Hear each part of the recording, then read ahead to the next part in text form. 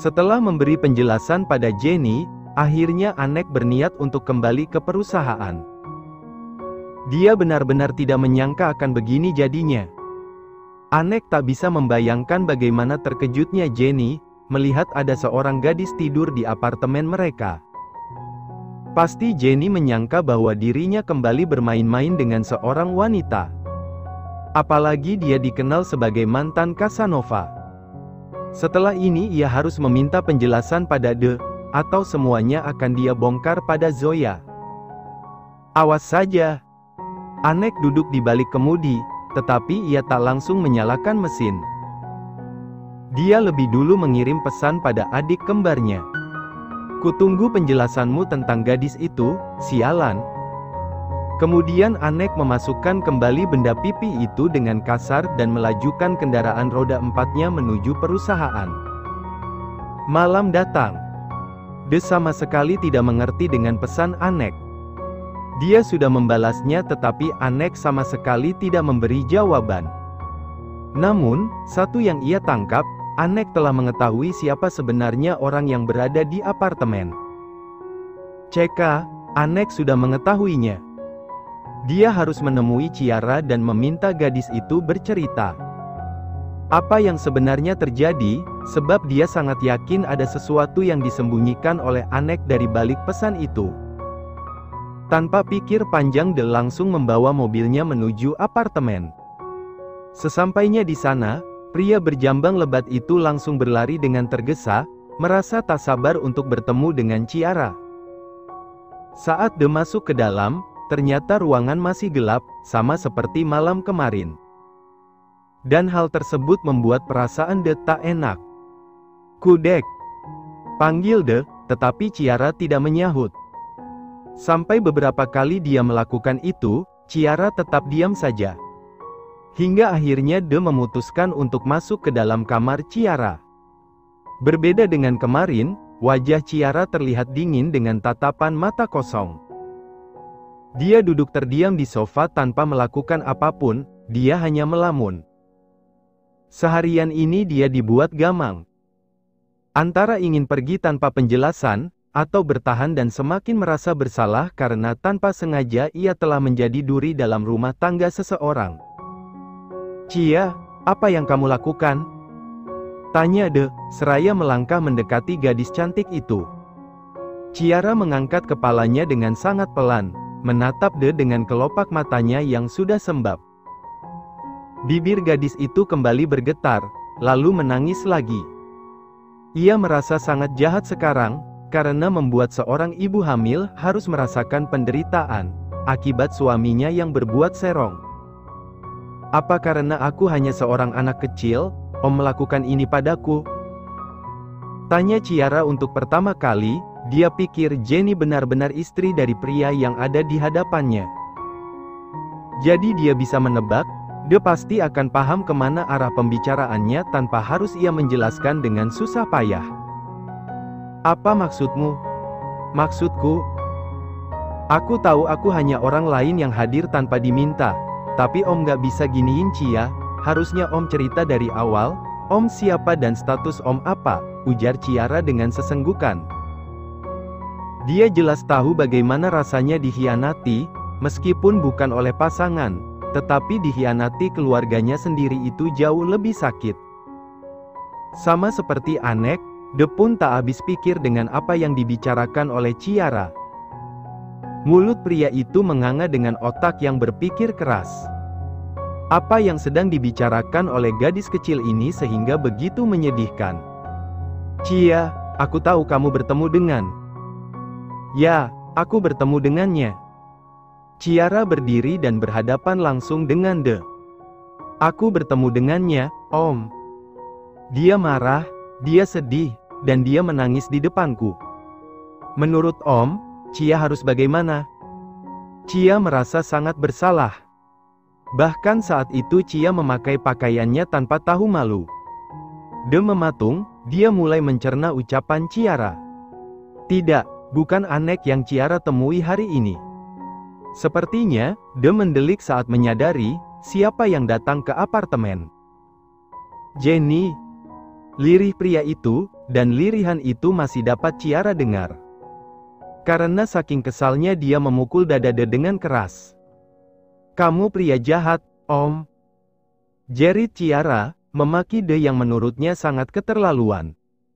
"Hei, dengarkan aku. Apa yang perlu aku dengar? Aku benar-benar terlihat seperti seorang simpanan, aku menyedihkan, aku menjijikkan, bahkan dia bilang bahwa Om hanya menjadikan aku sebuah mainan. Aku..." De yang tak tahan mendengar rancauan Ciara akhirnya membungkam mulut itu dengan mulutnya. Ciara langsung mendelik, mungkin kemarin ia masih bisa menerima, tetapi tidak untuk sekarang. Dia mendorong dada De sekuat tenaga dan hingga akhirnya Ciara lebih memilih menggigit De dan ciuman mereka terlepas.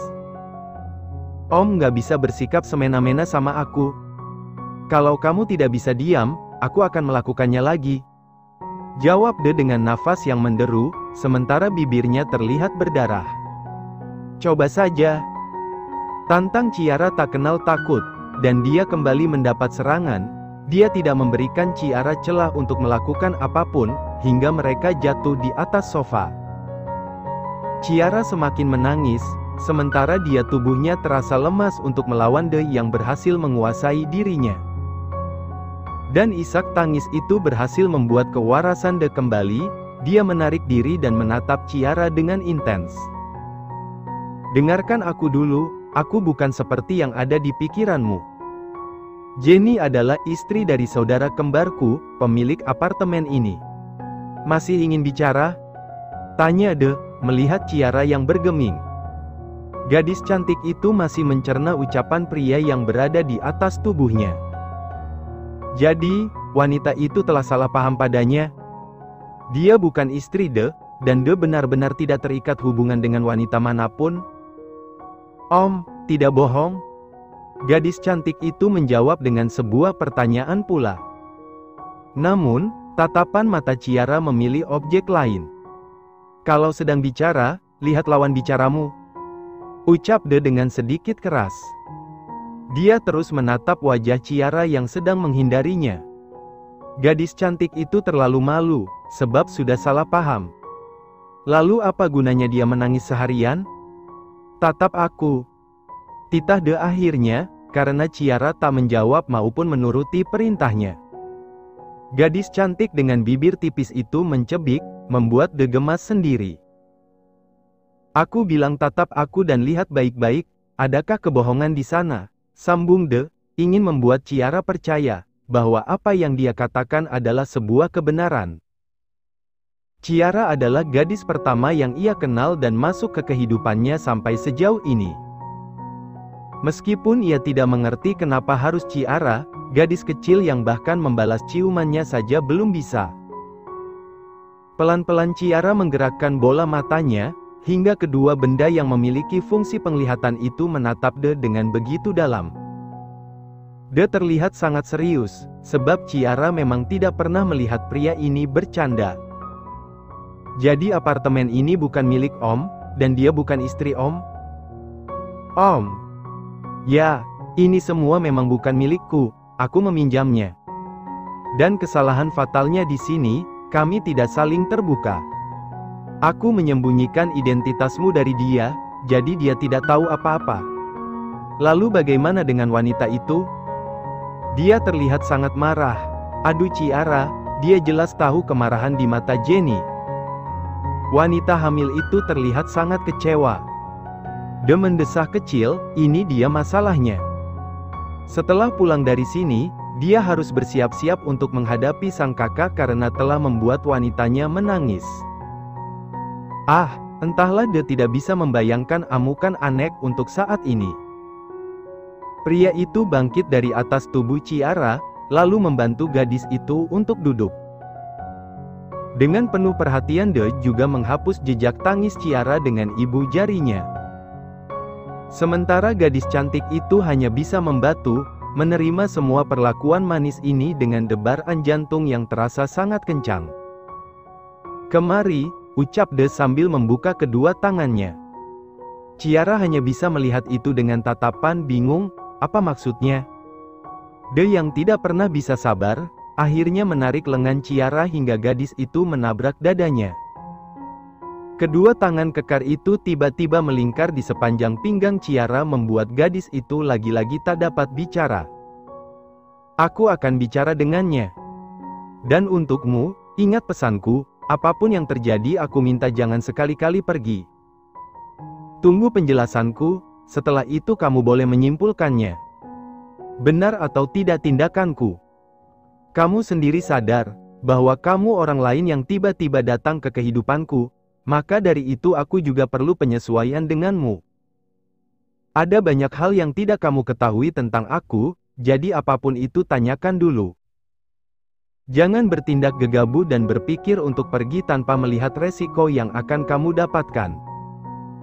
De merasakan sebuah gerakan di dadanya, tanda Ciara mengangguk. Pria itu mengulum senyum tipis. Aku sudah memberimu ponsel, kamu tahu gunanya untuk apa? Untuk menghubungi aku di saat kamu memang membutuhkan sebuah kejelasan. Di saat ada waktu lengang aku pasti membalasnya.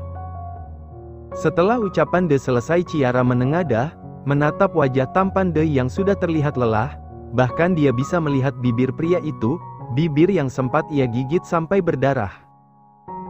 Kalau begitu, Cia boleh minta satu kejelasan? Tanyanya. Apa? De menatap ke bawah, hingga pandangan mata mereka bertemu. Bagaimana dengan hubungan kita? Mata De langsung berhenti berkedip saat mendengar pertanyaan Ciara.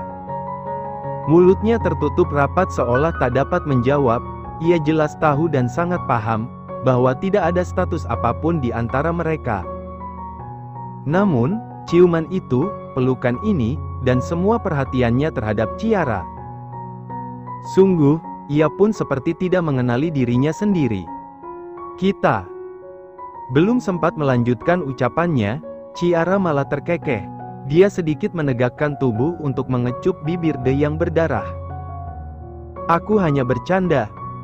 Ucapnya masih dengan kekehan yang terus berdengung di telinga De, sementara pria itu hanya bisa membuang wajah. Apa katanya? Hanya bercanda?